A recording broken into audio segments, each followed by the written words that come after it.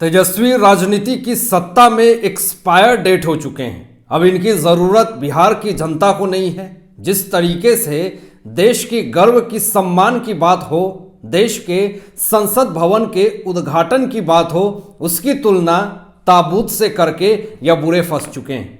अब विपक्ष के तरफ से यह कहा जा रहा है कि आरजेडी जेडीयू ने देश के सम्मान संसद भवन का अपमान किया है। यह लोग सारे विपक्षी उसी संसद भवन में घुसने के लिए तरस जाएंगे, क्योंकि जनता इनको इनकी औकात दिखाएगी। आने वाले लोकसभा चुनाव और विधानसभा चुनाव में ऐसी हार होगी कि यह दोबारा उस संसद भवन में जो आज बहिष्कार कर रहे हैं उसमें घुसने के लिए तरस जाएंगे। और तेजस्वी यादव की अभी सिट्टी पिट्टी गुल हो चुकी है। जिस संसद भवन की तुलना यह ताबूत से कर रहे हैं, तो इस पर बीजेपी के बड़े नेता सम्राट चौधरी ने यह कहा कि तेजस्वी यादव ने नए संसद भवन की तुलना ताबूत से की है। आने वाले चुनाव में तेजस्वी उसी ताबूत में बंद हो जाएंगे।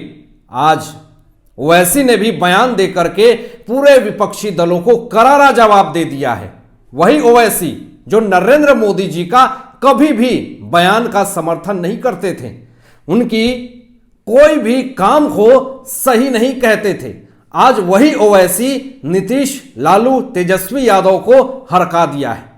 ओवैसी ने कहा कि देश को नए संसद भवन की जरूरत थी, लेकिन कैसे यह भ्रष्टाचारी विपक्षी दल लोग हैं जो अंग्रेजों के बनाए हुए संसद भवन को ही अच्छा कह रहे हैं, लेकिन जो हमारे भारत देश के लिए पूरे हिंदू धर्म रीति रिवाज से नए संसद भवन का उद्घाटन हुआ, इन तमाम भ्रष्ट दलाल नेताओं को यह अच्छा नहीं लग रहा है कि नरेंद्र मोदी जी ने नए संसद भवन का उद्घाटन किया है। शर्म कर लो। कुछ तिथियां ऐसी होती हैं जो समय की शिला पर अमिट छाप छोड़ जाती है।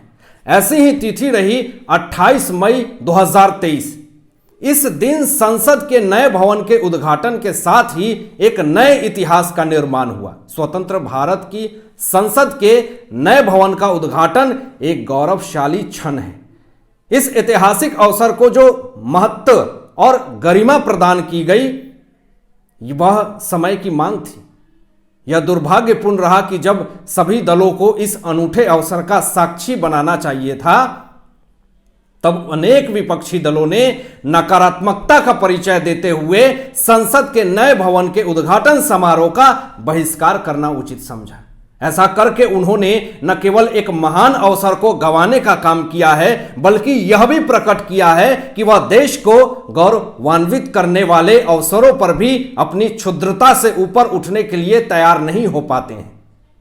इससे लज्जाजनक और कुछ नहीं हो सकता कि जब उन्हें अपने घोर नकारात्मक रवैये पर शर्मिंदा होना चाहिए था, तब वे अपने कुतर्कों से संसद के नए भवन के उद्घाटन पर अशोभनीय टिप्पणियां करने में लगे हुए थे।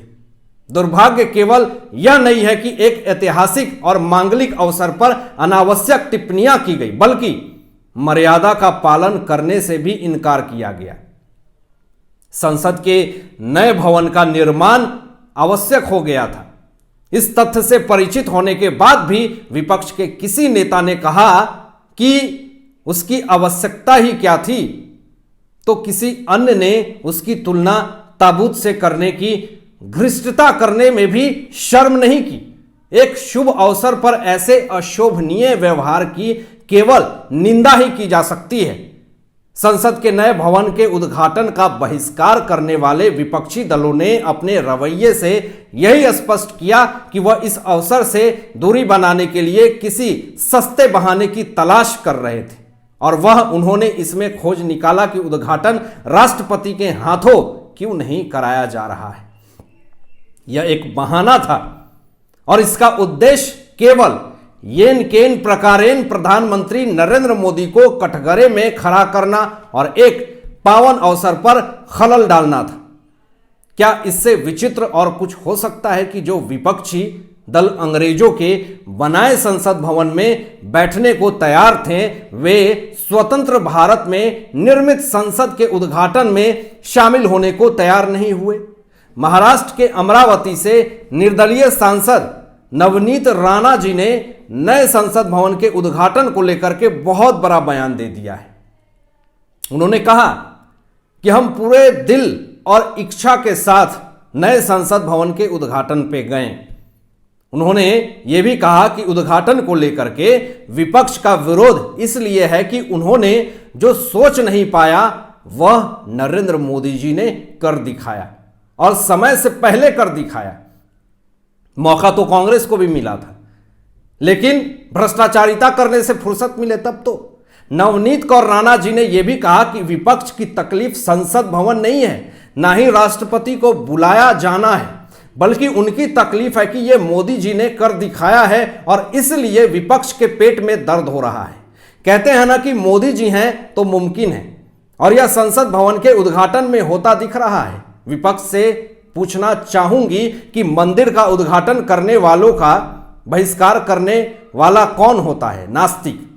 क्या आप नास्तिक हैं? हमारी तो ऐसे मंदिर से आस्था जुड़ी है तो वहां जाकर माथा टेकेंगे। मेरा सवाल है कि विपक्ष से आज तो आप उद्घाटन में नहीं जाएंगे, लेकिन क्या जब संसद चलेगी तब भी वहां नहीं जाएंगे? इसके साथ नवनीत कौर राणा जी ने उद्धव ठाकरे समेत विपक्षी दलों के प्रमुख नेताओं पर हमला करते हुए कहा कि महाराष्ट्र में नया चलन है कि कोई बिहार से झुंड बनाने आ रहा है, कोई दिल्ली से झुंड बना करके आ रहा है, तो कोई कोलकाता से झुंड बनाने आ रहा है। मेरा कहना है कि शेर हमेशा अकेला चलता है और वह मोदी जी हैं। झुंड बनाने वाले तो सिर्फ लड़ते रह जाएंगे और 2024 में भी शेर ही लोगों के आशीर्वाद से जीत करके आएगा। संजय राउत को लेकर के नवनीत कौर राणा जी ने कहा कि उन्हें महाराष्ट्र में लोगों ने सुनना छोड़ दिया है, लेकिन फिर भी मैं इतना कहना चाहूंगी कि मैं भी पिछड़े समाज से आती हूं और मुझे बहुत गर्व हुआ जब मोदी जी ने आदिवासी महिला को राष्ट्रपति बनाया।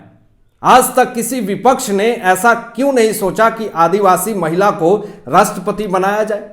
अगर महिलाओं को लेकर के या पिछड़े वर्ग की महिलाओं को लेकर के इनका प्रेम है तो हमें बताएं कि महाराष्ट्र में आज तक मुख्यमंत्री महिला क्यों नहीं बनी है?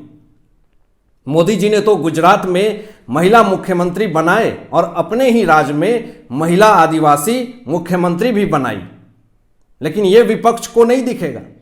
शिंदे गुट के 22 लोकसभा सीटों के दावे पर उन्होंने कहा कि आज वह अपनी पार्टी के हिसाब से अपने विचार रख रहे हैं।